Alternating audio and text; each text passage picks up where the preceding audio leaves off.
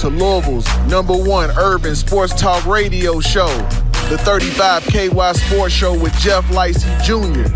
right here on 93.9 The Ville. And what is going on, everybody? What is going on, everybody? My name is Jeff Lightsy Jr. This is the 35 KY Sports Show right here on 93.9 The Ville. And I'm not even going to go into the long spiel that I do every single week. We have a special guest in the building. Come on. Mr. Jamon Brown, entrepreneur, activist, former NFL player, Fern Creek grad, U of L grad. Jamon, how's it going, buddy, man? What's up, baby? How you doing? Hey, I'm doing good, man. Even better to have you in, man. Jamon, as we just listed off, man, you got a lot going on, man. You do a lot for your hometown. You do a lot for the city. What's been going on with you, man? How's it going? Man, it's going good. Thanks for having me, first off. And I'm excited to be here and be able to talk about a few things that I do have going on. Of course, I think if anybody knows me, they know that I've been trying to build an empowerment center in the West End. And so that's been my biggest project, been something that I've been focusing on for about 2 years now. Wow. And so we're looking to be able to make some big announcements here soon with some partnerships and different things that we've been working on for quite some time. And I think people will be surprised on who we announce partnering with. And I think for a project like that, it really brings a full circle message, which I was trying to intentionally send, that if you surround a kid from a neighborhood like where I'm from, the West End part of Louisville, if you surround a kid with the village and with the right resources, they can achieve unimaginable heights. And so the Empowerment Center is made just for that. I've been singing, right? Yeah, we got to talk about the singing, man. Look, a lot of people don't know, but that's one of my hidden talents. You know what I mean? It ain't so hidden no more, man. Come on, it ain't so hidden. If you didn't know, I joined the Players Choir, and we were on the 18th season of America's Got Talent. Yeah. We were top 5 finalists. Unfortunately, didn't make it to the finals, but we was able to at least, I think, get our message off, which was being an athlete, yes, we're manly, yes, we're masculine, but we also, there's more to us. You know Absolutely. what I mean? And so I think we was able to send a strong message on that front, and we've been growing from there, man. I think people need to stay tuned. Who knows? We might have a CD, an album. Who knows? Hey, let's talk about the Players Choir. So, the Players Choir. For those who don't know, why is it called the Players Choir? Just tell them about the group. The Players Choir is interesting. It's a collective of former and active NFL players. Wow. Which the concept was really birthed by Melanie Few back in 2004 at the Super Bowl Gospel Celebration. Okay. And since then, the vehicle has grown. It's really a revolving door. And so players, whether they can be involved during the season or outside the season, whether you're retired, whether you're not, kind of find time to come sing. We do different charitable events. We visit hospitals, and that was really just therapeutic for guys, and that's where really that vehicle has kind of grown. Just this past year when we were on AGT was when the guys was like, all right, I think we have an opportunity here to do something outside of what we've been doing, and that's what we're trying to do. Now, how long have you been singing, and when'd you get into singing, and how'd you end up in the group? It's kind of 3 for 1. Right. I started singing as a kid. To be honest, my mom had me in the church choir. Okay. I was a part of the West Louisville Performing Arts Academy, which is a local organization here, which is a boys and girls choir that tours the nation singing. They have a partnership with the University of Louisville, and so if you're in that choir, all the way up until graduation, you can receive a scholarship at Louisville. So that was one of the first ways I really started singing. That was about 10 years old when I joined that choir. So I've been singing ever since. Outside of, taking my helmet off and being on the field, I sing outside of that. Absolutely. Once again, we're talking to Jamon Brown, former University of Louisville offensive lineman, NFL player, and now just doing everything, man. Now, I want to rewind it back a little bit, man, because this is something I really like. When I saw the rendering of your community center that you were trying to build in West Louisville, it really touched me, man. What kind of? Because I'm from the West too, man. I played Fly J Rams, all of that. And so what went into that? What made you talked about it a little bit, but what kind of made you, because you got a rendering out, it looks beautiful. Yeah. Just where did all that come from, man? I think as an athlete, there's a lot of things that we do once we reach a certain level. And I think as a professional athlete, you see a lot of professional athletes start to try to give back. Yeah. Start to try to create opportunities for, of course, places that impacted them. And that's what this was, right? So in 2020, when the pandemic hit, when a lot of the social injustices started happening, I was stuck here for really one of the first times in my career. Training, having to figure out, how do you redevelop yourself for the next season? Okay. As everybody was doing, right? Work was going virtual, everything was shutting down. And so the protest is what really sparked this for me. Okay. I was coming down to 6th and Jefferson. The biggest thing I was seeing, though, was youth and young people. And, I was encouraged because I was like, I don't know if in high school, would my high school peers and myself would have been down here protesting, but the youth are here now. And so we have an opportunity to wrap around them, help them understand what's really going on and what they're doing, and then making impact and making change. And so that kind of formed into this center. This center that I was like, okay, what is this center going to stand for? And me, it was empowerment. And so the Empowerment Center came to birth. And then from that point, we were like, all right, now what does this look like? And so the rendering really came from our research, going around the nation, looking at, has this idea been done before? And we found a place in Knoxville, Tennessee called the Change Center, which we ended up partnering with them to replicate what they do.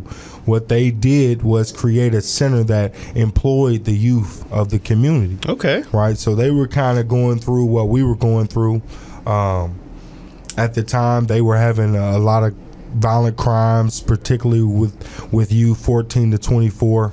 And they said, okay, let's put an end to it. Let's create this center that can create this change. And so for me, being an athlete, we always know, don't reinvent the wheel. Yeah. So let's replicate that and bring it here. And that's exactly what we decided to do. What we're working through now is really, what does that look like for our city? Yeah. Right. What you seen, the rendering was merely a vision, was merely, the first steps of this is what can happen. Yeah. Now we fine tune it and say this is what it's going to be. Absolutely, man. And it's really cool because a lot of times, you having the football background, the NFL background, I mean, it'd have been easy just to open up a gym. It'd have been easy just to, and that's no offense to the folks that's doing that, because we need those things as well. We need it. But an empowerment center. Come on. That's a ball game. That's a game changer, man. That's different. And I think, what's unique about it is the messenger, right? Yes. As an athlete, in our community, what's promoted most? Well, it's athletics and arts, so to speak, right? Being an artist. And so for me, it was like, all right, well, how can we create a segue to more outlets and to more opportunities that is out there, right? That we're not put in front of a lot of times. And so the Empowerment Center was like, all right, well, we might have a gym, but if we surround that gym, then with different services or different programs that can help you think outside of that gym, then you really got something working. So that's what we plan to do. Absolutely, man. And I love everything about that, man. Now, you played in the NFL, and a lot of times, I mean, you played sports your whole entire life. Was it tough letting football go or moving on from football? Like, what was that transition like for you? It was tough. You know, I will say, you know, walking into the locker room every day, having a group of guys that you know has the same mission, has the same drive, the same ambition, it's hard to replicate that. But I found beauty in really the transition, man. I found beauty in the new space that I'm in now, which is philanthropy, which is bridging the gap, right? And I found a way to bring that same intensity and drive that once fueled me on the football field into a different space. And that's what's exciting me more, right?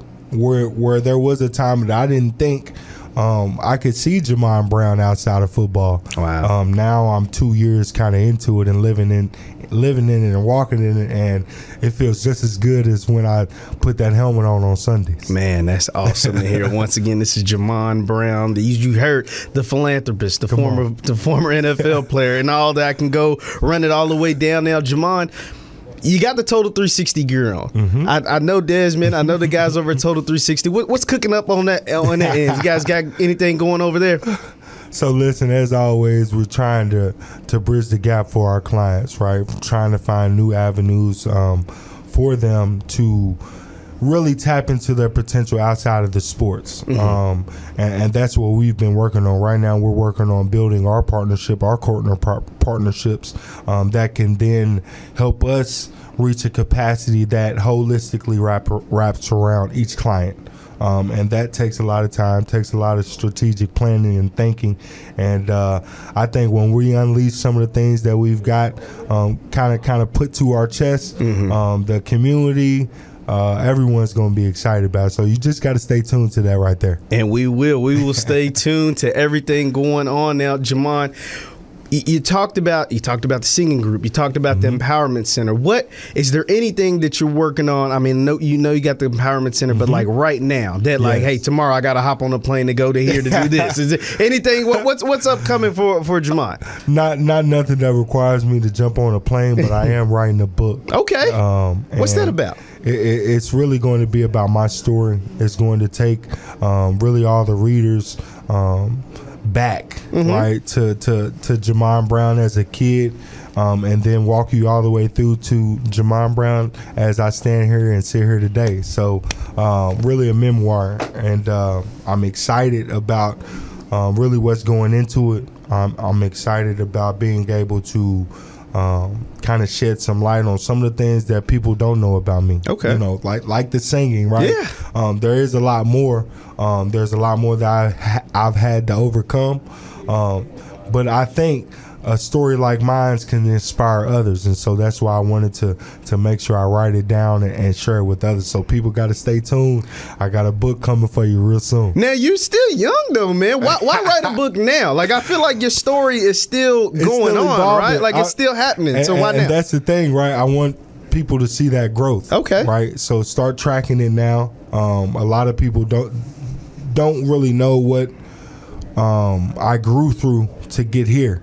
You know, and so now I'm able to kind of shed some light on that. I'm able to give people a more humanized feel of the great JB.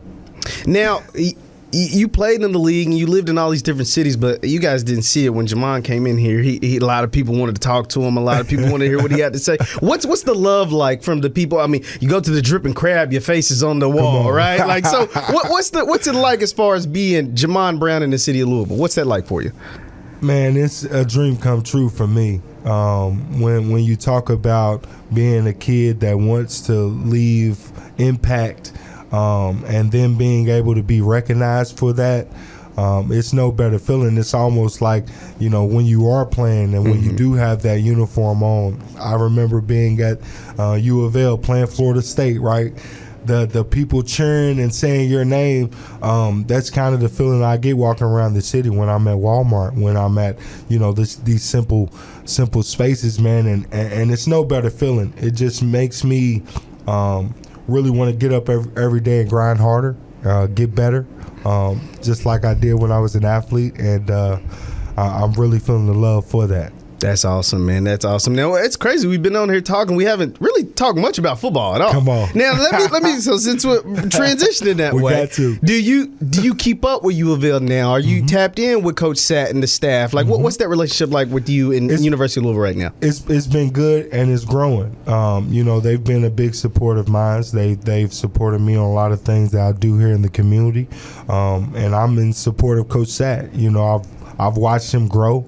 I think he stepped into a space that's not easy to step into, and I think that he's weathered the storm better than anyone could. You know what I mean? I think when you look at what we've been able to do in these past few weeks, you can kind of see that story play out.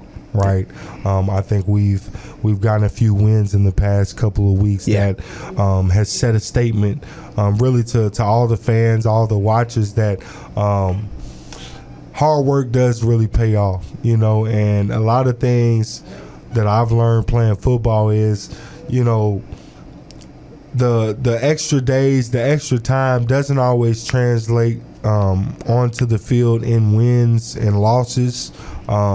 But in time, it does. Yeah. And I think that's what we've seen through this season. We've seen Coach Satterfield's focus and his work and his staff's work really coming into fruition. So I'm looking forward to really diving in more and following the program more. Of course, we talked about the Empowerment Center, which is taking a lot. Me singing, sometimes being on a singing tour takes me away. But I definitely want to be able to have a stronger presence with the University of Louisville, one that really changed my life. So definitely see me. Stay tuned. I'll be giving more feedback on like the season and stuff like that via Twitter and things like that. So I'm definitely gonna dive in. Absolutely, man. Absolutely. So the great JB, Jamon Brown. And now, Jamon, I got a few more questions. Then we'll get you out of here. I know you got some things to do. So just about let's take it back to when you played a lot with a lot of great players. A lot of guys that made it to the league. From Teddy to Devontae to you know him better than me. Just tell me a war story from those times playing for Coach Charlie Strong at Louisville. All the success you guys had, all the players, the great players that you played with. What is a story that maybe a lot of people may or may not know that happened during your time at U of L? Man, there's so many to choose from, but I can think of Cincinnati. I think we all remember Cincinnati. Year.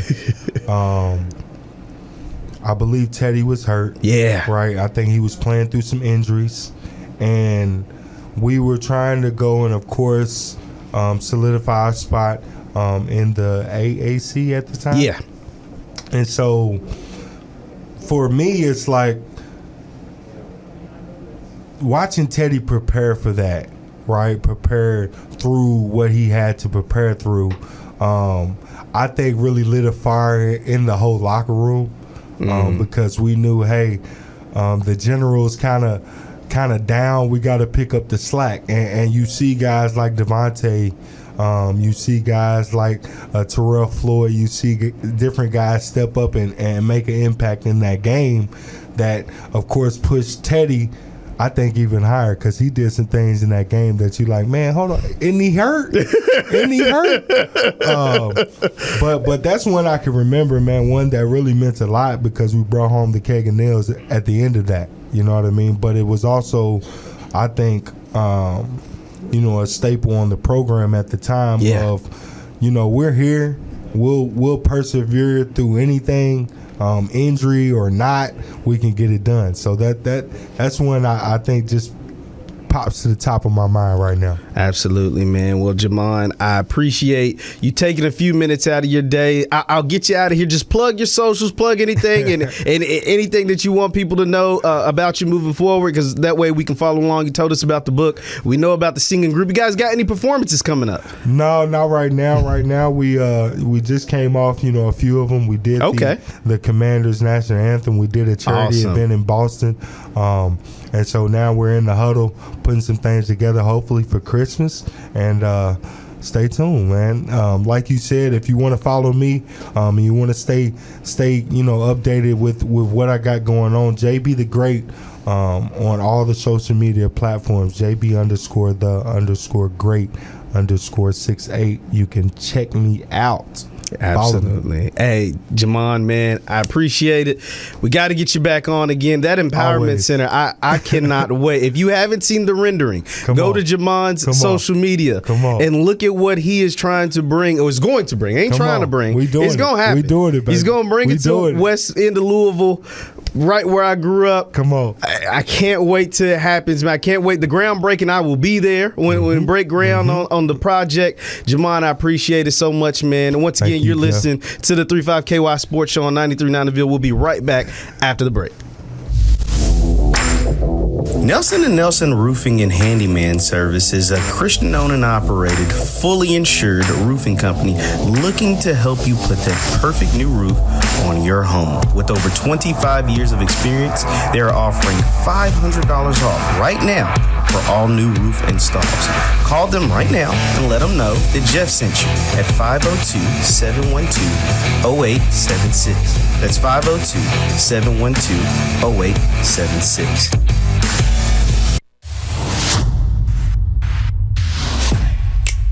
Looking for a reliable cleaning service? Call AWS Cleaning. Searching for a trustworthy company to clean your business, Airbnb, and rental properties? Call AWS Cleaning. AWS has years of experience servicing Kentuckiana. We specialize in commercial floor cleaning, janitorial services, and much more. AWS is dedicated to meeting your cleaning expectations every opportunity. When choosing your cleaning provider, look no further than AWS. Call AWS Cleaning at 502-939-6588 for a free quote, and also follow them on Facebook. AWS, where we make the numbers work. And welcome back to the 35KY Sports Show right here on 93.9 The Ville. I'm your host, Jeff Lightsy Jr. We just had Jamon Brown in on the show. We got Jeff Houston in the studio, James Black and Merv in the booth. And Jamon, man, he's got a lot going on. I loved everything about what he had to say. That Empowerment Center, I cannot wait till that is up and running and that the groundbreaking, I will be there. I cannot wait till that happens. And as Jamon was talking, we got some breaking news in here that Malik Cunningham will not be playing against NC State today. Brock Doman will get the start in place of Malik. Malik has been dealing with injuries essentially all season, and the shoulder will keep him out of his senior day over at the University of Louisville. That is unfortunate. That is something we knew it was a possibility simply because Malik has been battling injuries. He didn't finish the game last week against Clemson. We knew that, you know what I'm saying, like he could end up hurt or he was hurt, but I've talked about this from the first show up until now. Malik is a guy that the University of Louisville fans, we have a love-hate relationship with. We know he's super talented and he's good enough to be a pro, but it's just like that next step we always wanted him to take, or the team success wasn't always there that we would have liked to see under his leadership as the quarterback over the last 5 to 6 years. And so with him being out, that's super unfortunate. I hate that for him, that he won't get a chance to have that senior game, that senior day game at U of L. But Brock Doman, Coach Sapp, Brock Doman, NC State, they're not going to lay down. You know, their quarterback is hurt too, Devin Leary. Their team hasn't had the season that they expected because they had what was supposed to be the preseason ACC Player of the Year in Leary. He was supposed to come in and make some things happen. He wasn't able because he's been dealing with injuries, and they haven't had quite the season. But this can still be a really, really good game for U of L. This can still be a really, really good opportunity for the University of Louisville to get that 7th win of the season, to go into Kentucky rolling, to have it to where the last, win 5 of your last 6 games possibly, with the only loss being on the road to Clemson with some questionable calls. But I'm going to woosah because I don't want to go too crazy, because that Clemson game, from the holding penalties that weren't called to the targeting penalties that wasn't called to all the Clemson calls that they got down there in Death Valley, but that's neither here nor there. Coach Sapp has got the guys rolling. You heard Jamon say, hey, they're playing really, really well. They're playing at a pace and at a style that they hadn't been playing all year. They're playing with swag, with charisma, with a lot of things going on, and I love any and everything about that. That is the University of Louisville football team. After a 2-3 start, to go 6-4, to currently be 6-4, to win 4 in a row, 4 out of the last 5, and a chance, albeit without Malik, a chance to really, really make this happen, really, really have some great success against NC State is really, really good. Oh, and I love everything about that, but that's neither here nor there. We'll get more into the football team later into the show. You know, we have to talk about our Cards basketball. Now, I'm not going to beat you over the head with all the 0-3 stuff and missing out on DJ Wagner this week and seeing Kentucky sign another number 1 class that includes DJ and Aaron Bradshaw and Reed Shepherd and Rob Dillingham, and I'm not gonna do it. 0-3 with losses, 1-point losses to App State and Wright State and Bellarmine, and now you're headed to Maui, or you're in Maui right now, Hawaii, for the Maui Invitational, the tournament. And you got to play a ranked Arkansas team, an Arkansas team that's been recruiting like crazy, an Arkansas team with Eric Musselman that is really, really good, that's going to be a challenger and maybe the best team in the SEC, up there with Kentucky, and even though Tennessee lost early, Tennessee. So you got to play first. It's a good chance you might start 0-4. But we got to take a deep breath. Because some of the stuff that I'm seeing on social media, that I'm seeing on Twitter by some of you so-called fans, you're supposed to be fans, I don't know if you really are or not, is ridiculous. One tweet in particular, I have to pull it up because it was so crazy. Now, a lot of times when I see stuff on Twitter, I don't respond to it. I just kind of like look and gaze. I'm like, that's interesting. But this tweet was made by Louisville Sports Live, which is aired right here on 93.9. And they put, this was when DJ decided he committed via social media, Sports Center social media. DJ Wagner chose Kentucky, all of that stuff, and people were out of their minds, even though we've known for weeks that DJ was going to Kentucky. He signed a deal with Nike, NIL deal with Nike. He wasn't going to go to an Adidas school. So we've known literally from the day that he signed that deal. It was the same day that LeBron James Jr. signed his deal with Nike, and 3 other athletes, they were in college, but they're all women, all signed with Nike. We knew he was going to Kentucky. Like that was set in stone. It was no surprise. But folks are acting like the sky was falling and we didn't see this coming a month ago. But Louisville Sports Live put out there, and they still have it up. This is interesting. It says, you hired this coach, meaning Kenny Payne, said his name. You hired this coach to get impact players. And so far, it's been a total miss with the exception of Brendan Huntley Hatfield. He said, meaning Coach Kenny Payne, he doesn't care about the record, but it's obvious these recruits do. That's not true at all. Okay. The disconnect is profound and must be fixed quickly. Okay. Let's address this. Let's because I've been simmering on this tweet for a long time. And I went ahead and put out there, I was like, these type of takes, these takes about Kenny Payne are insane. I just had to put it out there. Are insane. Now, here's the thing. Kenny Payne has been the University of Louisville's coach all of 6 months? 7 months? We're in November, so he got hired in, April? Do you know, this is how recruiting works. For those who don't know at home, how recruiting works is you recruit 2 years out, meaning the guys in the class of 2023 have been talking to the schools that they're going to, typically, for the last 2 years. So you're taking Kenny Payne's 7 months compared to what happened was AJ Johnson, the guard. A lot of people were happy. It wasn't even DJ Wagner. It was AJ Johnson. He was the guard, 5-star out of California. A lot of people thought he was going to choose Louisville. And it looks as if his decision is Monday, so he hasn't chosen any school. But his decision is Monday, and all signs are pointing that he is going to choose Texas because he has a commitment date on Monday. And because his mother got sick, during the weekend of Louisville Live, he never made a visit to Louisville. He was supposed to be here for Louisville Live, for all the festivities. That was going to be his official visit. He had to cancel it, allegedly. His mother got sick, but allegedly she had COVID. So, I mean, obviously you can't move around with COVID. And so that is what prompted them to send out that tweet. Now, before they should have pressed send, they should have reevaluated things. Because high school players, they can still win you a lot of games. High school players can still help you win championships. High school players are still, like, if you want a sustainable program, you still got to go out and get kids out of high school. But the transfer portal still exists. The transfer portal is working wonders for a lot of college programs, both basketball and football. If you want football examples, look at Jackson State and Deion Sanders. His team is dominating. His team is going crazy. He was a coach that a lot of people said they wanted to have here at the University of Louisville. And he has been able to build his program through the transfer portal. If you want a basketball example, look at Texas. Texas just went to work on Gonzaga. Now, Chris Beard is in his second season at Texas, and we'd say Chris Beard is a pretty good coach. He got Texas Tech to the national championship, so he's pretty good.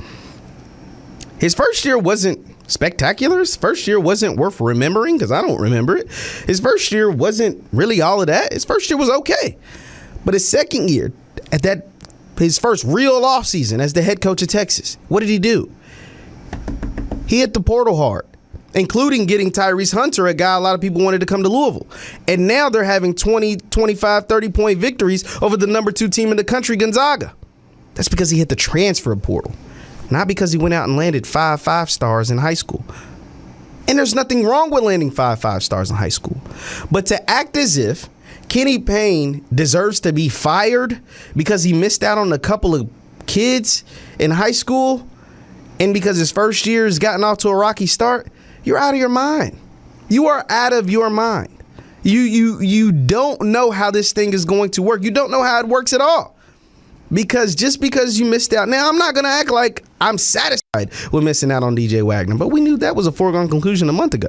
I'm not going to act like I'm satisfied with missing out on A.J. Johnson, a kid that I think will be really, really good in college. But his mother got sick, and he never got a chance to visit here. And Texas and Chris Beard have been recruiting him since Chris Beard first got to Texas.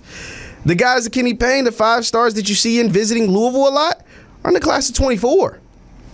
That's just a fact. A lot of the 24 guys have made their way to campus, have made their way to U of L, have made their way to the city. And that is because, like I said, you recruit 2 and 3 years out. And when you've only been at a place for 7 months, it's really, really hard to land some of the best players. Now, the 3 losses, the 0-3 start to see the 0-3 start of the season is rough. You lose 3 games by a total combined 3 points. That sucks. That's rough. The last one against App State, it is what it is. It was a few things in that game. I thought they should have fouled earlier.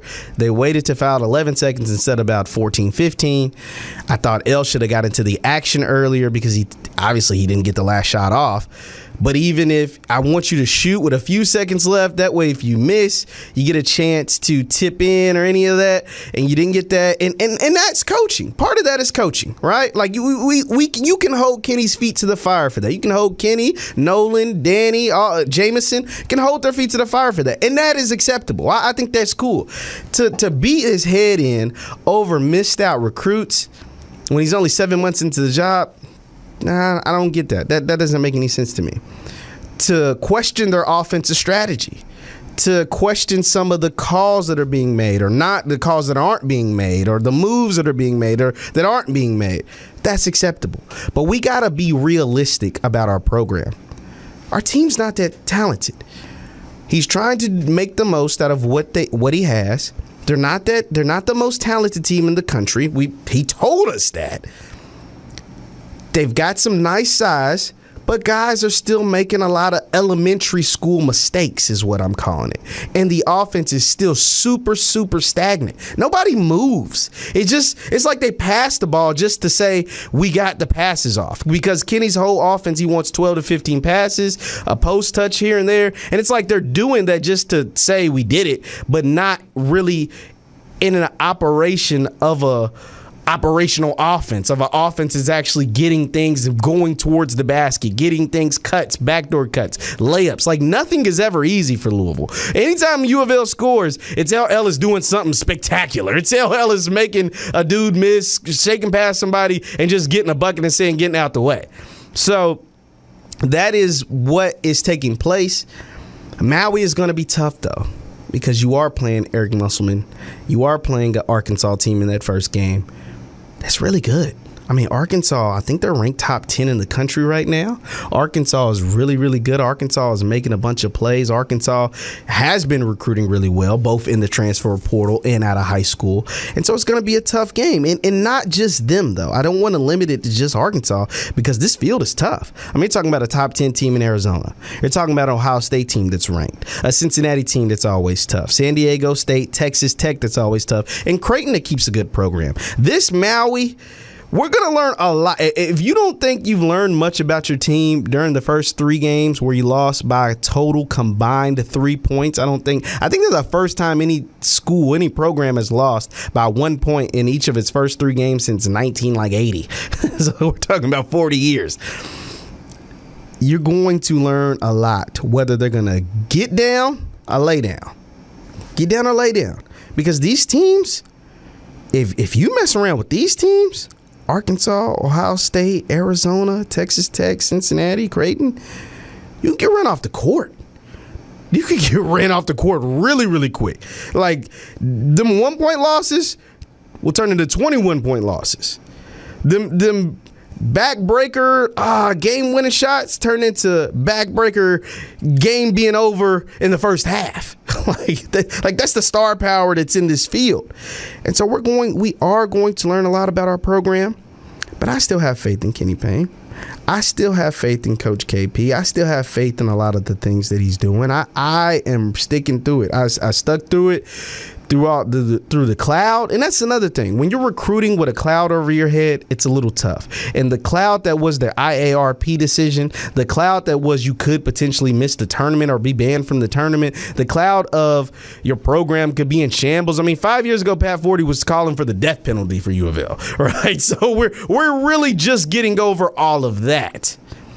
And now this will be Coach KP's first off season to go out and get the players that he wants via the transfer portal, whatever's left via high school, really fully utilize NIL, fully utilize our guys over there at 502 Circle and some of these other companies and Fortune 500 businesses that really want to get in and help the program. And I think you'll see a difference. And I think you'll also see a difference in the lack of effort that's being shown. You'll see more intensity because they know. Like, this isn't App State, Bellarmine, and Wright State anymore. Like, this is Arizona. Arizona was like in the Elite Eight last year. This is Arkansas, who also I'm pretty sure was in the Elite Eight last year. This is a Creighton team that's put out some NBA players and that has a really good program. This is an Ohio State team that recruits really well and has some really good players. Like, these are real. Not to say the first 3 teams weren't real teams. They were cool, but they were mid-majors. These are Power 5 teams. These are head honchos. It's a blue blood in this tournament field. So we really got to be able to put it together if you want a chance to compete at a high level in the Maui Invitational. U of L's first game will be against Arkansas on November 21st at 5 p.m. on ESPN2. You can catch that game against Arkansas November 21st at 5 p.m. on ESPN2. We're going to take one last break, and then we've got some folks on the other side of the break that are going to tell us about a beautiful thing coming right here to the city. Once again, this is the 35KY Sports Show with Jeff Lightsy Jr. on 93.9 The Ville. We'll be right back after the break. And welcome back to the 35KY Sports Show. I'm your host, Jeff Lightsy Jr., right here on 93.9 The Ville. Be sure to follow us all on social media, 35KY Sports. That is all over social media, Facebook, Instagram, all your favorite social media, Twitters, and also mine at JLightsy7. We've got some special guests in the building. We've got Mr. Brandon Hill and Isaiah Britt of the Run League. Fellas, how's it going? Pretty good. Good, nice to be here. Hey, we good to have you. You guys have a special showcase coming up on December 3rd, a high school showcase that'll have some of your Louisville high schools that'll be competing against each other. But before we get into the actual showcase, I want to ask you, Brandon, what is the Run League? Like, what is Run? How did that come about, and where does that all come from? So Run is an acronym for Reviving Urban Neighborhoods. Isaiah and I, we started that in 2017, and what we do, man, we use sports and entertainment to bridge the gap between like opportunities, resources, and education for the community. Absolutely, and what does that include? Like, what all have you guys been able to do so far? You said you started in 2017. What, just, is it basketball games strictly, or like what all takes place? Man, we've done all type of philanthropic things throughout the community. A lot of stuff we've done quietly. We've had like youth programs with Metro Parks and Recreation. Okay. We've had the Run League, of course, which is a summer men's league. We're the fiscal sponsors for the Dirt Bowl. Okay. And we've done a lot of other community initiatives, whether it's feeding the homeless or other things. Awesome, man. Awesome. Now, Isaiah, I want to ask you, the high school showcase, how did that come about, and what all can we expect on December 3rd?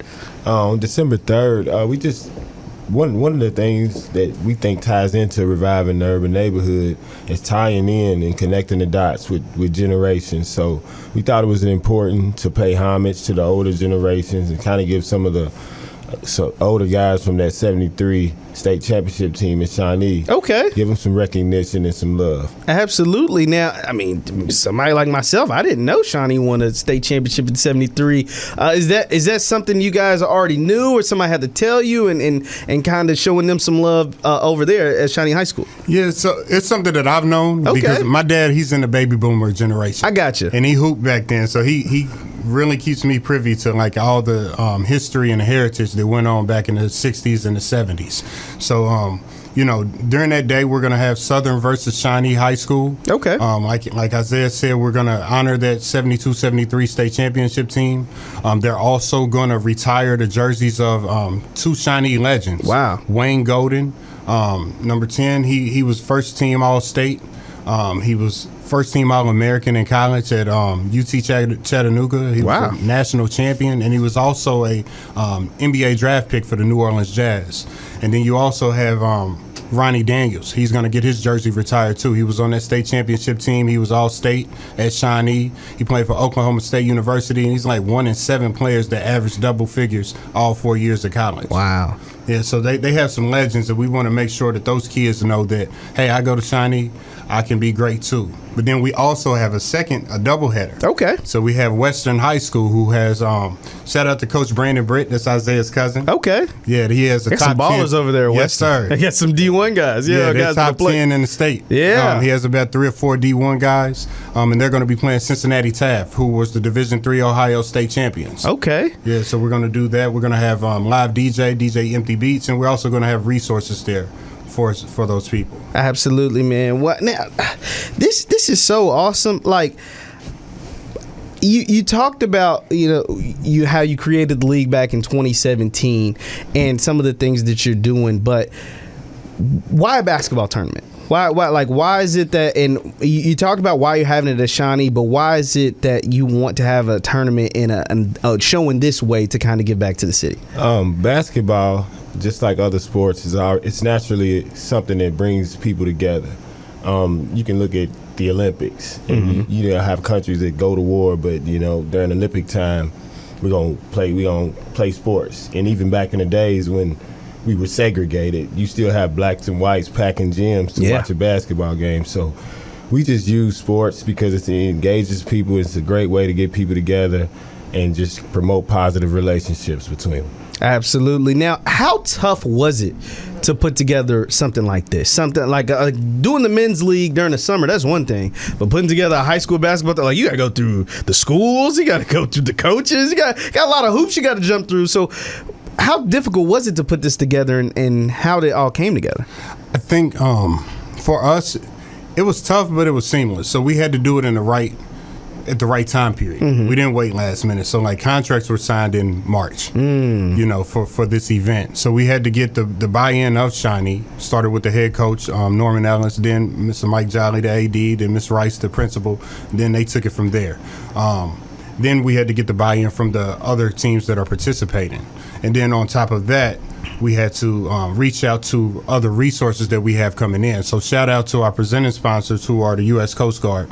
But then we have other opportunities for the kids once they're there. So when he says engagement, we're bringing people there because it's going to be a great time. It's going to be like a whole HBCU type feel. That's awesome. But we're going to have U.S. Coast Guard, UPS, Kentucky State University, Relocation United Network, Simmons College of Kentucky, JCTC, and Youth for Christ, just so those kids see multiple paths to success, and they'll be educated while there. So they're coming to have fun, but then they're also going to find out about opportunities that are available for them while they're there. That's awesome, man. That's awesome. And I'll get you guys out on this. Once again, we're talking to Brandon Hill and Ethan Britt of the Run League. They have the Run High School. Isaiah, I'm sorry. Yeah, my bad. That's all good, bro. Yeah, like Isaiah Britt of the Run League. They got the high school showcase that's taking place on December 3rd. Now, just what will this event mean to our city? Like what? Because it's not something that happens all the time. But Isaiah, what will this actually do for you? Talked about all the people that'll be there, all the cool things that they'll be able to experience. But what kind of event will this do, and what do you hope to get out of this event at the end of it? Restoring the sense of pride and connecting those generational dots. You know, we think it's important for younger people our age, to know who the older people are and people younger than us, so that we can really begin to put together a potluck of resources so that there will be less of a lack in that urban community. Absolutely, man. I love everything. Once again, this is the Run League, the Run High School Showcase. It's taking place at Shawnee High School on December 3rd. Where you got Shawnee versus Southern, and then in the doubleheader at 7:30, it's Western versus Cincinnati. Any last things you guys got to say before any regarding the event, or any other things that you guys have coming up also? Yes, sir. So, man, first of all, we appreciate you all bringing us in. Hey, it's no problem. And then if you all want any other information on Run in general, and to follow us, you can follow us on Instagram at RUNINC_502. On Facebook is at RUNINC502, and then our website is www.runinc502.com. Absolutely. This is the Run. You guys got some dope events coming up. Hey, congratulations on everything of the showcase. I can't wait. I'll try to make it there. I should be able to be there. 6 o'clock. 6 o'clock is the first game, 7:30 for the doubleheader. We'll be right back. More of the 35KY Sports Show after the break. And welcome back. Welcome back to the 35KY Sports Show with myself, Jeff Lightsy Jr., right here on 939 The Ville. And don't forget, the University of Louisville has their senior day at Cardinal Stadium, 3:30. It's a cold one, but we got to show up and show out for our seniors. This has been a pleasantly surprising season. After starting off 2-3, they're currently 6-4, looking to get their 7th win of the year before they travel down to Lexington next week to take on those lowly Wildcats. And so this has been a jam-packed show. Thank you guys for tuning in to the 35KY Sports Show right here on 93.9 The Ville. Thank you to Jamon Brown, Brandon Hill, and Isaiah Britt for coming in from the Run High School Showcase. You can follow us on social media at JLightsy7 and all 35KY Sports Show on all social media platforms. Thank you guys for tuning in, and as always, we will see you next time.